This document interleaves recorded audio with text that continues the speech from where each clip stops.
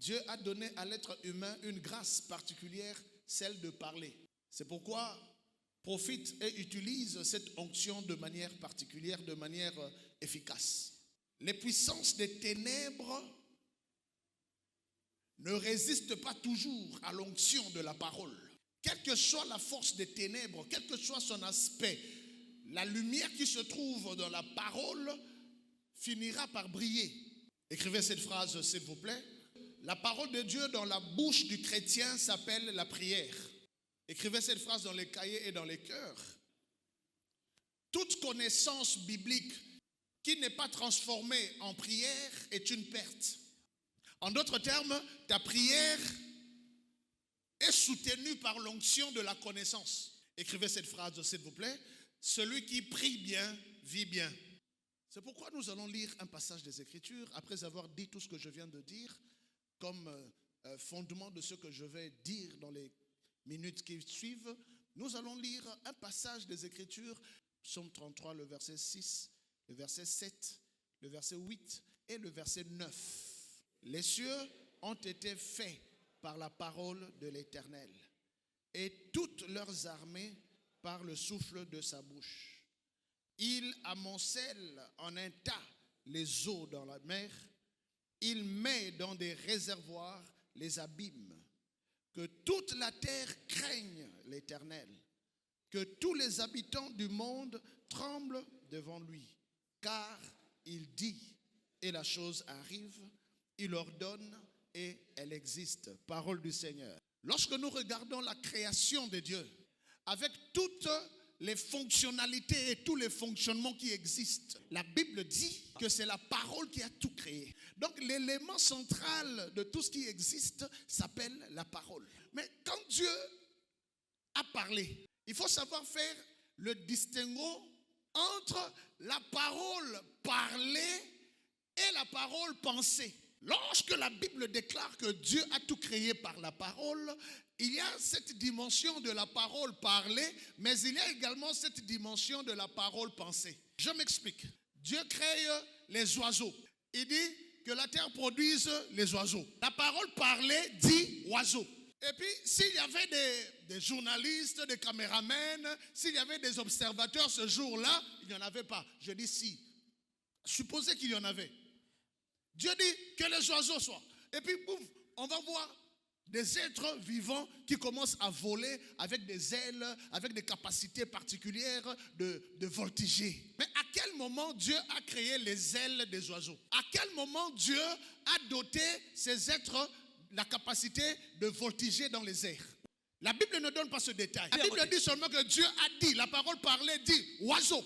Mais quand l'oiseau apparaît, nous regardons et nous constatons que c'est un être qui est complet, qui a des capacités complexes. Toutes ces fonctionnalités ont été créées, non pas par la parole parlée, parce que la parole parlée a seulement dit oiseau, mais cela a été créé par la parole pensée. C'est ce que la Bible appelle les pensées de l'Éternel. L'Éternel a dit, mes pensées sont de très loin supérieures à vos pensées. Dieu dit poisson. Et puis le poisson apparaît avec des capacités que l'oiseau n'a pas. L'oiseau regarde le poisson, il dit je vais tenter de faire comme toi. Il plonge dans l'eau et il se noie et il s'efforce de remonter. Il se rend compte que l'onction du poisson est particulière et lui l'onction de l'oiseau est aussi particulière. Quand Dieu a doté quelqu'un de l'onction, il ne lui a pas donné toute l'onction, il lui a donné une particularité de l'onction. Mais il y a aussi d'autres particularités qu'il n'a pas. C'est pourquoi tout le monde ne viendra pas à toi. Le monde entier ne viendra pas à moi. Il y a des gens qui viendront à moi pour la particularité qui est ici. Et il y a d'autres qui iront là-bas pour la particularité qui est là-bas. Je ne vais pas interdire à ceux qui vont là-bas de ne plus aller là-bas parce qu'ils ont découvert une particularité du poisson que l'oiseau n'a pas. Je suis en train de dire ceci. Il y a en toi une onction que le monde n'a pas. Et puis vous savez quoi? Chacun dans sa nature est nourri par Dieu selon sa nature et selon son espèce. C'est pourquoi ce que l'autre a, ne l'envie pas. Si on te le donne, ça peut te tuer. Mange ce qui te revient. Selon ta nature, selon ton espèce, selon ton onction, l'onction que tu as attirera des gens qui correspondent à cette onction. Si tu es sauvage, tu auras les gens sauvages. Si tu es voleur, les voleurs vont t'aimer. Les cieux ont été faits par la parole de l'Éternel et toute leur armée par le souffle de sa bouche. Tout ce que Dieu a créé été créé par la parole. Mais cette parole a créé chacun en particulier. Maintenant, le verset qui va suivre va commencer à donner une dimension assez particulière de la parole. Verset 7. Il réunit en un tas les eaux de la mer. Il met dans des réservoirs les eaux de la pluie, qu'on appelle ici les abîmes. C'est-à-dire, il arrange les nuages. On appelle ça réservoir de l'abîme. À chaque fois, il peut ouvrir et il peut refermer le réservoir. La pluie est un réservoir.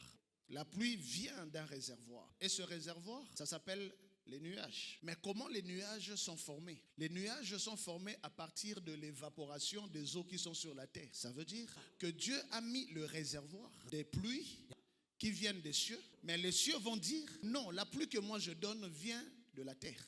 Le mystère du réservoir divin ne vient pas de celui qui donne. Ça vient de celui qui reçoit. La pluie qui tombe de la terre provient d'où? De la terre. Entre le ciel et la terre, qui a donné la pluie à l'autre? La terre. Donnez, il vous sera donné. et il vous sera donné.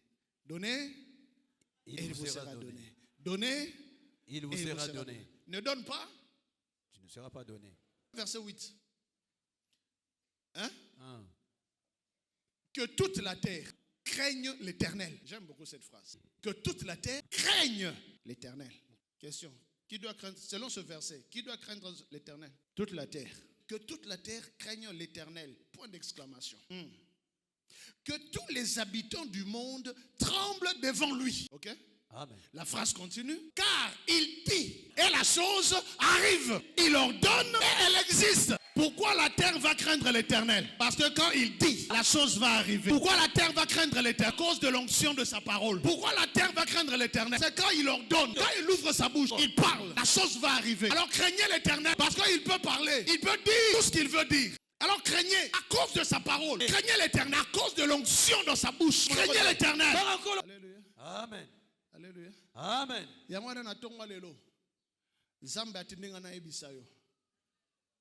Il y a une onction dans ta bouche. Amen. Alors parle. Alors prie.